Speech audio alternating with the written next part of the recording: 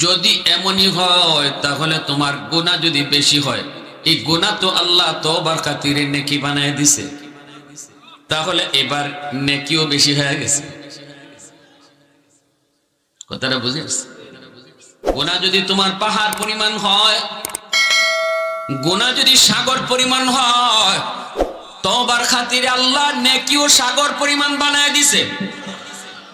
তওবার কারণে আল্লাহ ওই পাহাড় পরিমাণ গুনাহকেও আল্লাহ পাহাড় পরিমাণ নেকি বানায় দিছে। অতএব আমি আবু বকরের চেয়ে তোমার জীবনের নেকি 1000 গুণ বেশি হয়ে গেল রে। এই কথা বলতে হযরত ওমর চুপ হয়ে গেলেন, নীরব হয়ে গেলেন।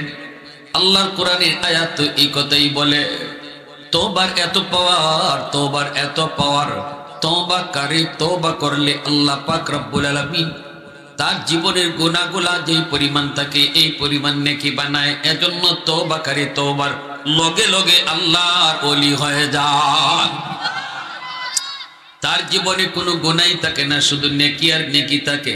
তওবার কারণে কোনো গুনাহ থাকে না, খালি নেকি আর নেকি থাকে। কই নেকি আসলো কোত্থেকে? কই নেকি তার করতে হয় না, নেকি তার করাও লাগে না, বরং গুনাহ যেই পরিমাণ আসিল এই পরিমাণ গুনাহকে আল্লাহ নেকি বানায় দিছে। আল্লাহ নিজের থেকে নেকি বানায় দিছে। আল্লাহু আকবার জোরে বলেন। যেই মাত্র এই কথাটা হযরত ওমর তিনি শুনলেন, তিনি তো নীরব নিস্তব্ধ হয়ে গেলেন। এইবার তিনি বলতেছেন, ভাই আবু বকর, যদি এমনই যদি হয় তাহলে আমি আর বাড়াবাড়িতে যাব না, তর্ক বিতর্কে যাব না, আমি এই কথা বলবো না তোমার জীবনের নেকি বেশি আমার জীবনের কম। কারণ যেহেতু তুমি কোরআনে আয়াত দিয়ে দলিল দিয়ে দিছো, আমি আর কথা বাড়াবো না।